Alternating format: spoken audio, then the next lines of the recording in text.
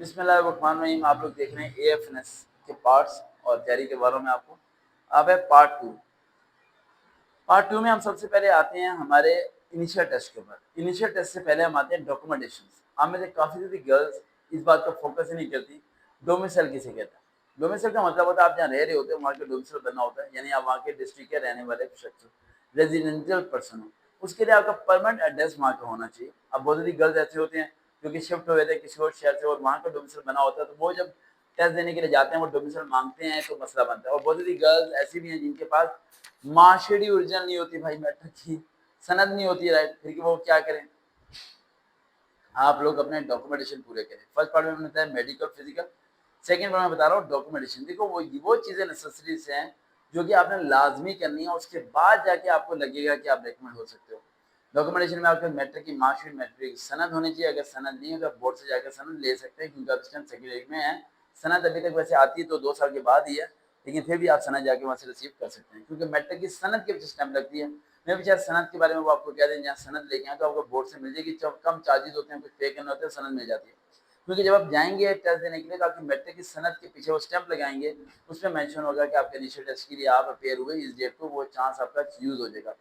Initial کے کتنے chance ہوتے ہیں؟ انیشیل کے صرف 3 چانس ہوتے ہیں. اگر 3 بار آپ انیشیل فیل ہیں دین دوبارہ ایلیجیبل نہیں ہے اپلائی کرنے کے لیے کسی بھی فورسز میں, not only the Pakistan army air force navy, تینوں میں وہ اپیئر نہیں ہو سکتے. تو ان چانسز کو بڑے دماغ سے بڑے ریلیکس ہو کے یوز کرنے ہیں. یہ وہ گیم نہیں ہے کہ آپ کھیلی اور ختم ہو گیا, دوبارہ موقع نہیں ملنے والا, یہ دماغ میں رکھنا. اگلا پوائنٹ آتا ہے آپ کے انٹرمیڈیٹ فرسٹ ایئر کا آپ کے پاس ہونا چاہیے مارک شیٹ. اور اگر آپ نے ہوپ سرٹیفکیٹ پہ اپلائی کرنا ہے, جو کہ میں منع کرتا ہوں کہ مت کیا کریں, لیکن پھر بھی اگر آپ کرنا چاہتے ہیں اور آپ کو پورا یقین ہے کہ میری تیاری فل ہے تو دین آپ کریں. ادروائز آپ دیکھ رہے ہیں تیاری کے لحاظ سے کیا ہے, تو آپ پھر اپنے کالج سے جہاں سے آپ نے سیکنڈ ایئر کیا ہے رول شپ دی تھی ان کے بعد جانا ہے, انہیں کہنا ہے میں نے آرمی میں اپلائی کیا ایف ایس میں, مجھے ہوپ سرٹیفکیٹ بنا کے دے دیں. دین وہ آپ کو ہوپ سرٹیفکیٹ بنا دیں گے جس میں وہ لکھ دیں گے بھائی ہماری ایکسپیکٹیشن کے مطابق 70% مارکس یہ گین کر لے گی, کیونکہ اس کے فرسٹ ایئر میں آلریڈی 65% مارکس یا 60% مارکس ہیں. تو یہ سرٹیفکیٹ بن جائے گا, اس کی بنا پہ آپ کا آن لائن اپلائی ہو جائے گا اے ایف ایس کی ویب سائٹ پر.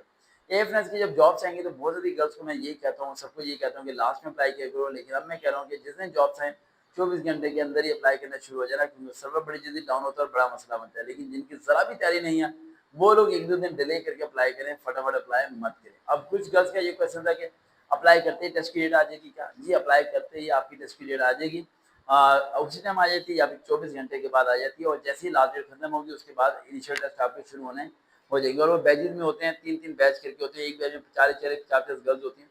اچھا خاصا پورے پاکستان میں ٹیسٹ ہو رہے ہیں جہاں جہاں ان کے سینٹر بنے ہوتے ہیں. یہاں تک ہو گیا پوائنٹ.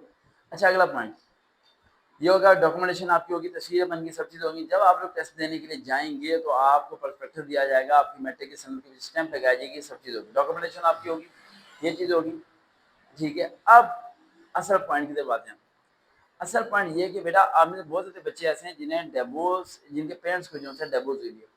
فادر جو سے ہیں رائٹ, انہوں نے مدر کو چھوڑ دیا اور انہوں نے دوسری شادی کر لی.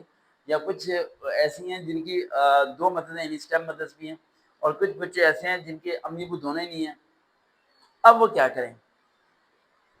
جن کی ڈیوورس ہوئی ہے, جن کے امی ابو نہیں ہیں, ان کا تو ڈیتھ سرٹیفکیٹ ہے, وہ چیزیں یوز کر سکتے, بتا سکتے انہیں کہ یہ مسئلے ہیں. لیکن جن کی ڈیوورس ہوئی ہے وہ کیا کریں؟ وہ پھنس جاتے ہیں بھائی, کیونکہ وہ کہتے ہیں کہ ابو کے آئی ڈی کارڈ کی فوٹو کاپی لے کے آئیں, ابو آئی ڈی کارڈ کی فوٹو کاپی نہیں دے رہے, تو پھر کیا کریں؟ پھر ہم مدر کے آئی ڈی کارڈ کو یوز کریں اور مدر کو یہ کہیں کہ وہ اپنے آئی ڈی کارڈ پہ چینجنگ کرائیں, یا یہ چیزیں دیکھیں, ڈسکس کریں گھر میں کیا ایشوز ہیں. بلکہ بہتر یہ ہوتا ہے کہ آپ فادر اگر آپ کی مدر کو ڈیوورس بھی دیتے ہیں تو آپ اپنے فادر سے رابطہ کبھی نہ چھوڑیں, کیونکہ اس بندے کے بغیر آپ کے بہت زیادہ کام ہی نہیں ہونے.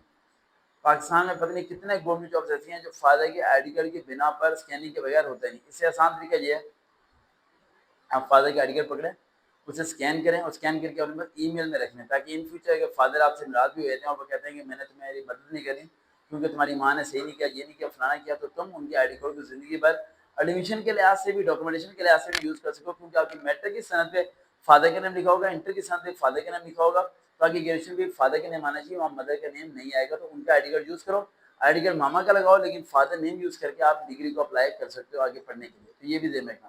باقی ڈیوورس وغیرہ کے جو مسئلے ہیں وہ کوشش کریں کہ آپ وہاں پہ ڈسکس نہ کریں, انٹرویو کے اندر بھی بھی اسے ہڈن رکھیں, یا آپ کی پرسنل میٹر اسے شو آف مت کیجیے گا. اگر شو آف کر دیے تو آپ بہت بڑے پھنسیں گے, آپ سائیکالوجی ٹیسٹ کے اندر پاس نہیں ہو پائیں گے.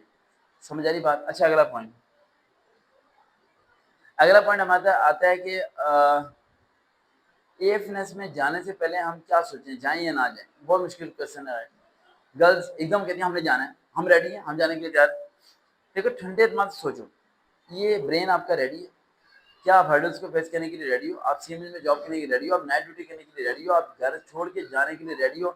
آپ فزیکلی مینٹلی پریپیئر ہو ان سب چیزوں کے لیے؟ دین اپلائی کرو، ادروائز اپلائی کبھی مت کرنا. سمجھ آ رہی بیٹا؟ کیونکہ اپلائی کرتے ہو، ٹیسٹ پاس کرتے ہو، نہیں جاتے تو آپ تو کسی کا حق مار لو گے، کوئی اور جانا ہوگا وہ نہیں جا پائے گا. تو آپ پہلے یہ چیز دیں گے. اگر چلنا ہے، میں ہمیشہ کہتا ہوں کشتی جلا کے چلا کرو، تو کشتیوں کو جلا دینا، پھر پیچھے مڑ کے نہیں دیکھنا. سمجھ آ رہی ہے؟ دیکھتے رہے جناب سروکار بھی دوبارہ ملاقات ہوگی.